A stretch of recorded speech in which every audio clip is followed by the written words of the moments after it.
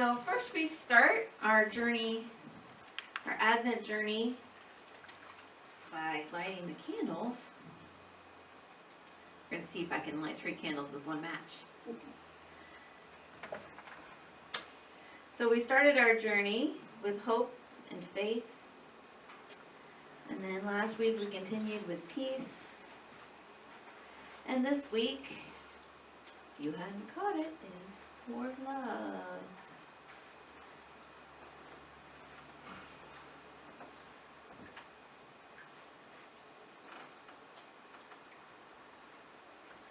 Come on, peace candle, you can do it. Come on, come on. It was like Tinkerbell, right? We all used our minds to see that it could do it, and then whoosh.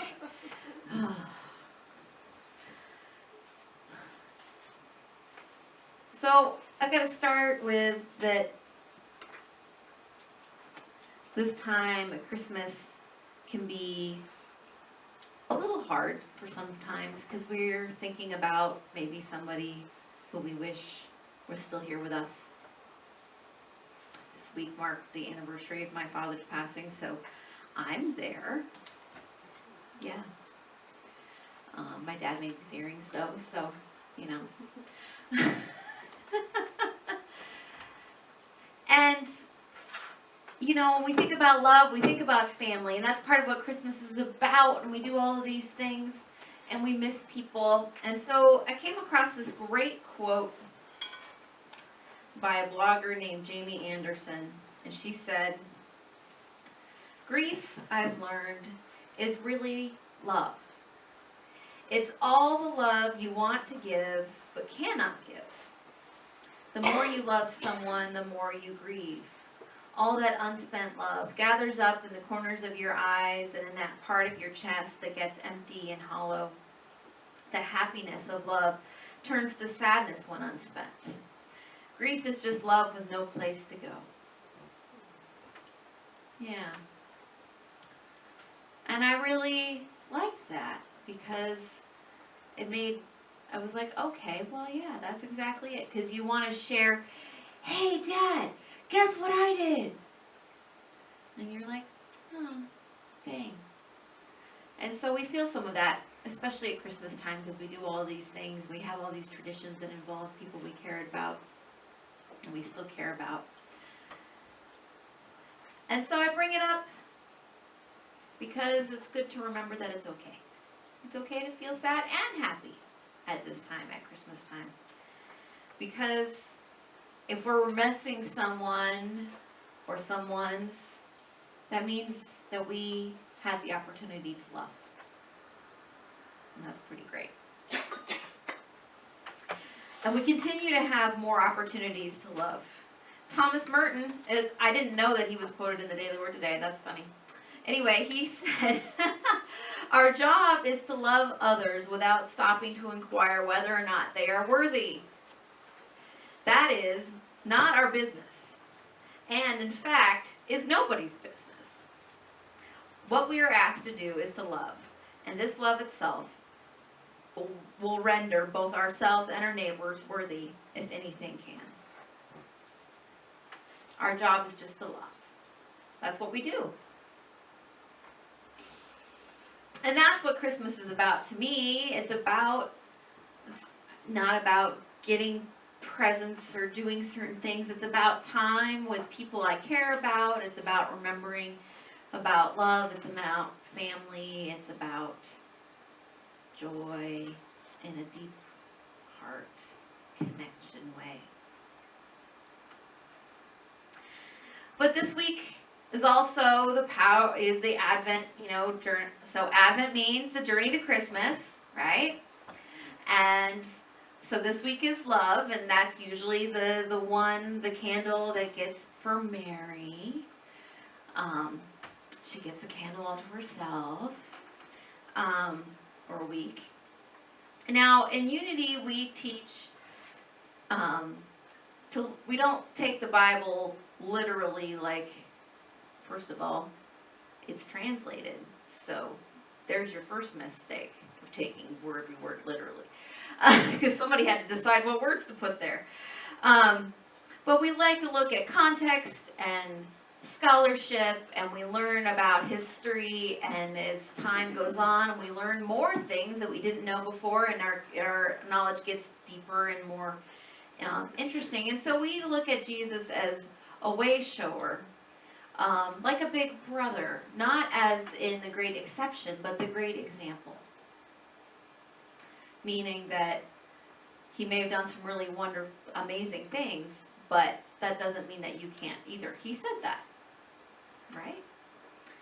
So this day, love is for Mary, and it's about the journey.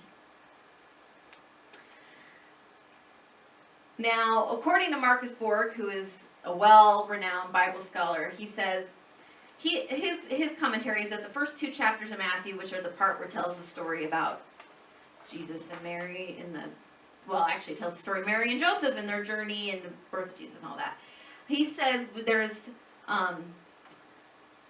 5 references to things that were proving prophecy, because there's all these prophecies about the Messiah in the Jewish tradition, and so these were all. It's all about proving the prophecy, and that Matthew was writing. The people that Matthew was writing to were Jews who believed in Jesus, and they were getting ostracized by Judaism. So he was writing in a time where we needed to connect the dots between Jesus and that he was the person that the Jews have been waiting for, right? So that's what his ulterior motive was. And so that's important when we're looking at, anything that we're reading, even now, we especially know, it's important to know what the context is of the person who's writing, right? Because we all write from our own perspective, and we all read from our own perspective. And so this is important when we're looking at the different, because, the different parts of the Bible have different accounts of what happened. Well, they couldn't have all happened because it wouldn't make any sense. And this is why, a lot of the story doesn't really make sense, but that's not the point. The point is what it teaches us about the birth of the light within us, not about whether historically it happened. I know. I'm just such a troublemaker. So, there's a few things about this. So, here's the thing. We can see the traditional, statues that you put out in your front yard with the stable and Mary and Joseph and the wise men, and I saw somewhere that, probably several places do it, where they start the wise men way out over there, and then over time they move them closer, which is kind of cute. I think that's fun. And there's lots of all of those things, but there's a lot of about that. So let's break it down a little bit. So why did Jesus need to have a virgin birth? Because of prophecy. It's a very bad retelling, according to Marcus Borg, of the Moses story. And here's the other thing. So Joseph and Mary were betrothed, according to the story, right? And in that time, often betrothed couples already stayed together either at the house of either one of their sets of parents and had relations. So, just saying. Also, I have always thought, even when I was a kid, I thought it was very interesting that they do this whole thing about explaining that Joseph was from the house of David, which was very important because according to prophecy, the Messiah would be coming from the house of David. Well, I'm like, but if Joseph was just sort of there and not the father, then what does it matter? Interesting. Just saying. But that's also not the point, right? So because Matthew wanted to prove the point that he was the right guy at the right place. And also, he had to be born in Bethlehem. He couldn't be born in Nazareth. Most Bible scholars think that Jesus was probably born in Nazareth.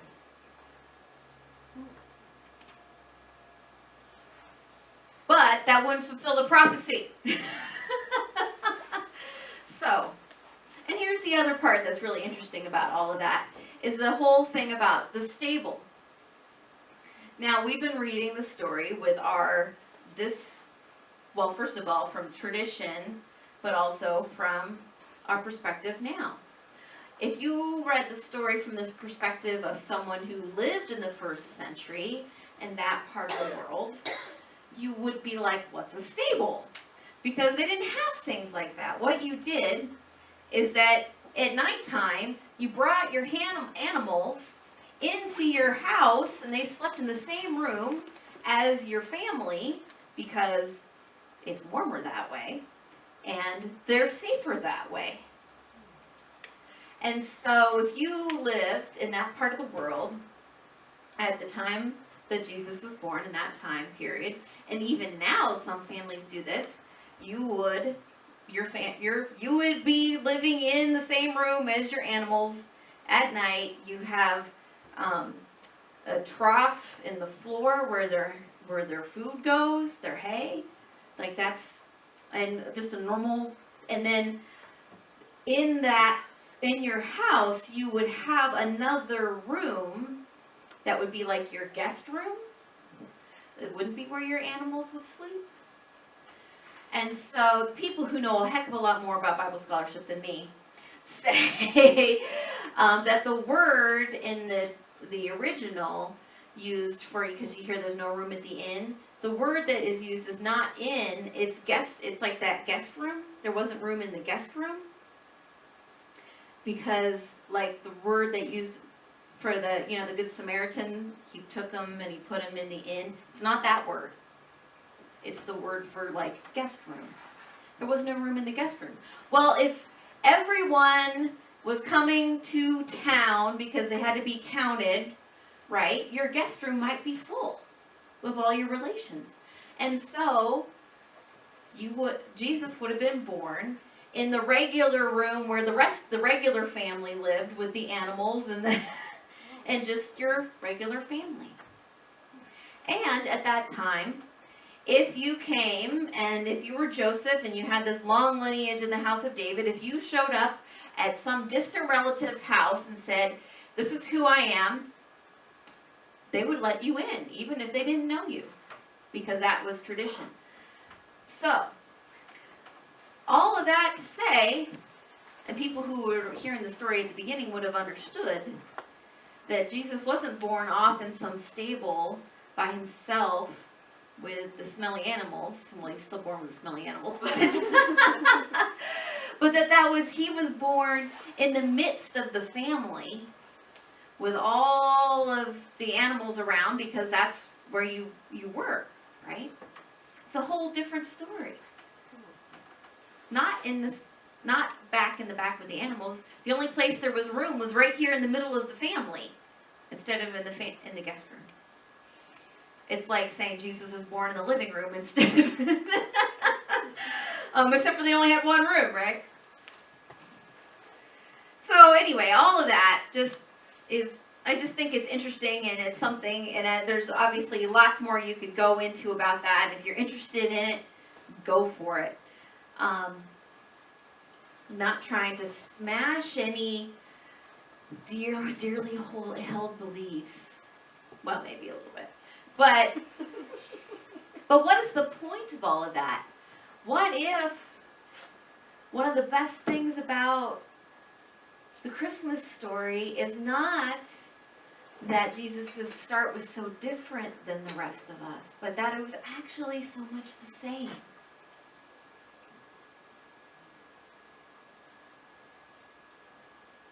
The research that I was reading didn't say this, but I'm guessing that right there in the midst of the living room was where people normally had their babies.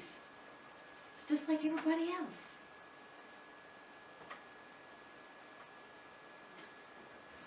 He was probably made the regular way.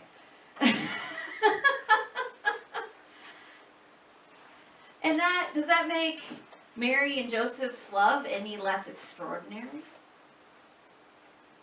That's what's so amazing about the love that... Ooh, look at that bubble wrap. That's weird.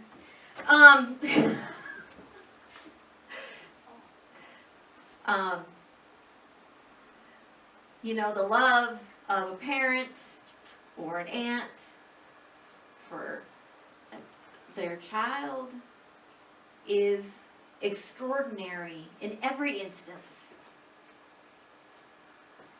And so, if Mary and Joseph, maybe they realized that there was something special about this kid, because, if any of the stories are true, he sounds like he might have been a little bit of a trial with some of the things that, healing things and saying things that might have been maybe not like what you were just trying to just do your normal parent thing. Might have been a little bit of a trial, right? So maybe they were extraordinary. But is that any different than the rest of us? And so that goes back to Jesus being the great example instead of the great exception. Right? So he was born in the regular way of the people of his time. Most of us were probably born in the regular way of people of our time-ish, in that neighborhood. We probably had the normal experiences of the people of our time, as did Jesus. And so, what made him different? Well, Mary and Joseph said yes to their spiritual calling. And because they said yes, it was easier for Jesus to say yes, and Jesus said yes to his calling.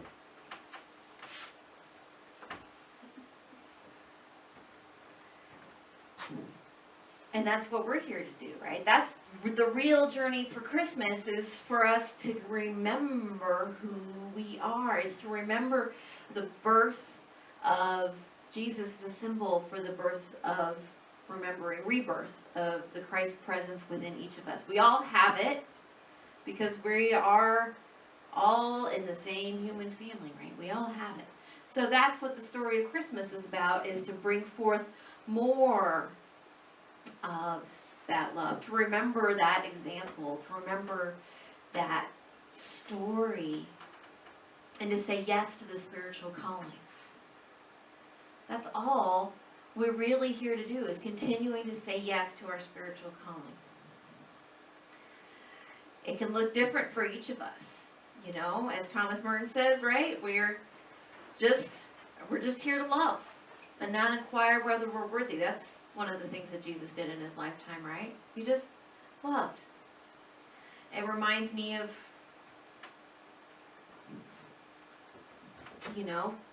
go back to Mary and Joseph, that parent love, where you love them even if they're making you crazy.